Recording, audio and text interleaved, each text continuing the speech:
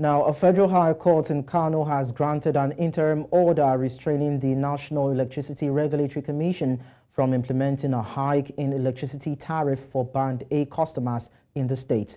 The court directed Kano Electricity Distribution Plc to discontinue the implementation of tariff increase from 76 naira 54 kobo per kilowatts to 225 naira per kilowatts. It also directed NERC and KEDCO to stop taking any step pending hearing and determination of a motion on notice filed by the applicants. NERC and KEDCO were also restrained from intimidating or threatening to disconnect the applicants from electricity supply for non-acceptance of the April 2024 supplementary order pending hearing in the substantive suit. Now, joining us to discuss this further is a business and social policy analyst, Kenneth Ikenwa. Kenneth, it's nice to have you join us on the news. Hello, Lekon. Good evening. I'm excited to be with you guys today. I'm very, very happy, very excited. Of course. Shalom Shabbat. It's always nice to have you around too. So what do you actually make of this court order restraining the National Electricity Regulatory Commission from implementing a hike in this electricity tariff in Kano State anyway? Well, I think it's a fantastic judicial precedent. It reinforces the cliche that the judiciary is actually playing the role of being the last hope of what today is a large critical mass of Nigerian population, which will be common men and women for the sake of gender parity. I also think that it's a good indicator of our maturing democracy, which means that we can actually trust that the three arms of government to some degree are beginning to evolve into independence, and that we are beginning to see these three arms of government playing their active catalytic roles in pursuing policies that align with macroeconomic populism. And what does that mean? It means that we should begin to have policies that put the people first and that would usually identify constraints that will make life harder for the people. So if this has started in Kano, I hope that it can spread to other parts of the state so that at least Nigerians who have come under the worst form of hardship in the recent past can, in the words of our dear president, breathe. At least let Nigerians breathe. So I'm excited because for the first time in about 3 months or thereabout, today in my house, I am receiving almost 12 hours of constant flow of electricity for the first time. In as much as I'm excited, I should also say it is a big shame.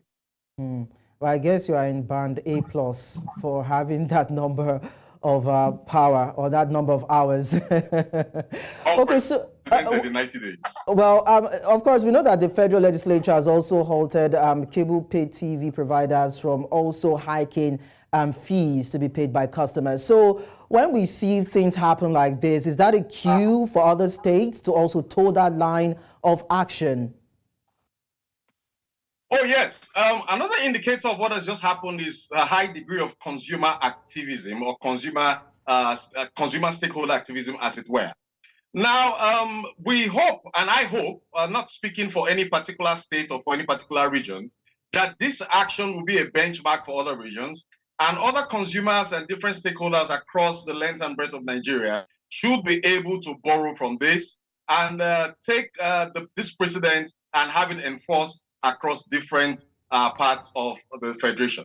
But what is most important should not even be us actually celebrating or validating the court judgment, because it is still subject to appeal. What we need to actually look at is what is wrong. Where are we? Where should we be? And how should we get there? This will entail us looking at the electricity value chain of Nigeria that comprises of certain key actors, from the GENCOs to what you call the NBET, the Nigerian Bulk Electricity Trading Company, to the TRANCO, the transmission companies, to the and finally to the discos. What is actually happening, and why can't we actually generate in the excess of at least 20,000 megawatts of electricity so that this can actually go around the entire federation, which by the population size of Nigeria compared to South Africa, Egypt, and Kenya is still very small.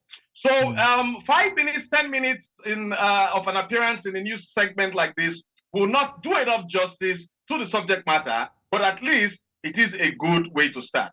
We need to look at the value chain distribution and the value chain actors and the value chain players of the energy sector in Nigeria and see what is actually wrong and how we can look at that chain, help to make it more creative, and help to ensure that electricity, which is a driving force and catalyst for development in Nigeria, is restored, and most of these active players can begin to operate at the highest maximum level available. Well, Kenneth, you will, of course, if you can recall, the Minister for Power, Adebayo Adelabu, had come out to say that investment in the sector is poor. He has also talked about the fact that GENCOs and DISCOs are being owed. He has talked about dilapidated infrastructure and some other factors. Even gas supply is also, not encouraging, as it were. And those are part of the endemic situations that has resulted in the power sector nosediving in the country. So when we have a potpourri of these challenges or these issues, what do you think the best thing, what do you think should be the best thing that the government can do, aside from having to hike or remove subsidy from power? You couldn't have said it any better. Away from the potpourri of factors that are responsible for where we are now, it is very important that we highlight the role of the Nigerian Electricity Regulatory Commission in the morass that we have found ourselves as a country. Now, the argument is dialectical, which means there is an argument for and there's an argument against.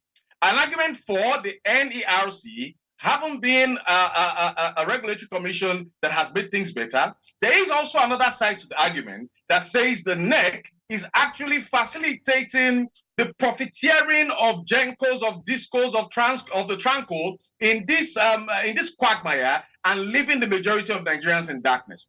I think the most important thing that we can do and the government can do to get us from this exploitative dimension we find ourselves, where some people are enjoying selective electricity reception or distribution and others are left in the darkness, is for us to be more creative and to escalate a commitment on investments in critical assets that will optimize electricity generation, electricity transmission, electricity distribution, and every other thing that comes with the value chain.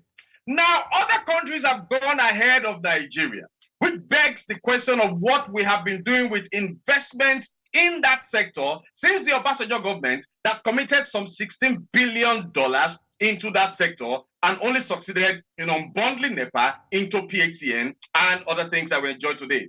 We can resort to other sources of electricity, not just hydroelectricity. We have a lot of sunlight, abundance of sunlight in Nigeria, which will give us, light, solar electricity. We have a lot of wind. We have a lot of energy that is passing through our highways. Now, people are reinventing technologies in countries whereby the energies that are being transmitted by even cars through the motorways are harnessed and converted into megawatts and distributed across different areas as electricity. So what we should be emphasizing now is a shift in paradigm that takes us away from our exploitative tendencies and brings us into a more creative cauldron, a more creative segment, a more creative paradigm that will mean that there will be social efficiency in the sector and there will be, the mass enjoyment of this critical resource by all Nigerians. But these alternatives, Kenneth,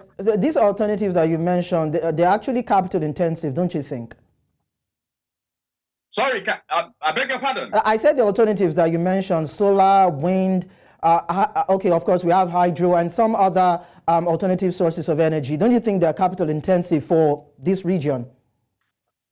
What is not capital intensive? Everything has to be capital intensive.